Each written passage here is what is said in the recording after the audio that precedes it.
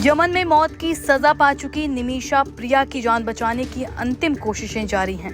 मशहूर सूफी संत शेख हबीब उमर बिन हाफिज यमन के अधिकारियों और मरने वाले तलाल अहमद के परिजनों के साथ बातचीत में अहम भूमिका निभा रहे हैं। उनका केरल से गहरा संबंध रहा है। वे अक्सर कंथापुरम एपी अबूबकर मुसलियार द्वारा संचालित संस्थानों का दौरा करते रहे हैं। शेख हबीब उमर सूफी परंपरा की बा अलवी के प्रमुख व्यक्ति हैं।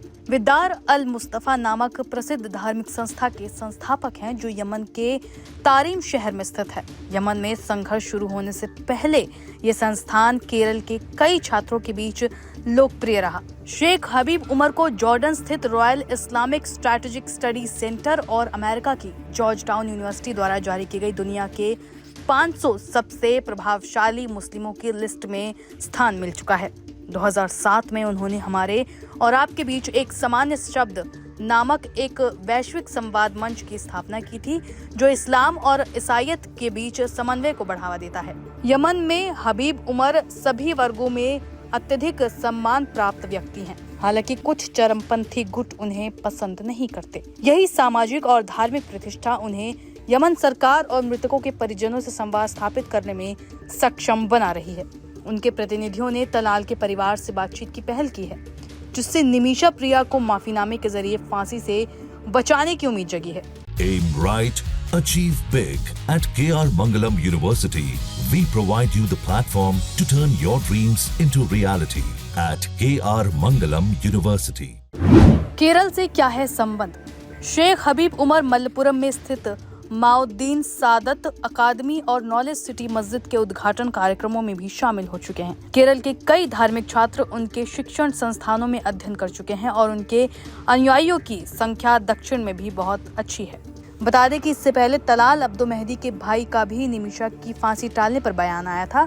दरअसल 2017 में यमन में मेहदी का शव एक पानी की टंकी में बरामद हुआ। जांच में निमिशा पर आरोप लगे कि उन्होंने मेहदी को बेहोशी की दवा ज्यादा मात्रा में दे दी थी, जिससे उसकी मौत हो गई। इसके बाद निमिशा ने शव के टुकड़े कर दिए और उसे टंकी में फेंक दिया। 34 साल की निमिशा, जो एक मेडिकल क्लिनिक चलाने के लिए यमन गई थी, वो इन आरोपों से इनकार करती रही।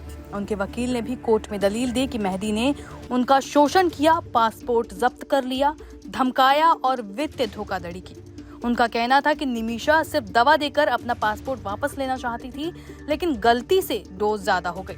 हालांकि मेहदी के भाई अब्देल फाताह मेहदी ने सभी आरोपों को सिरे से खारिज कर दिया और उन सारे वादों को झूठा बताया जो निमिशा और उनके वकील की तरफ से किए गए थे।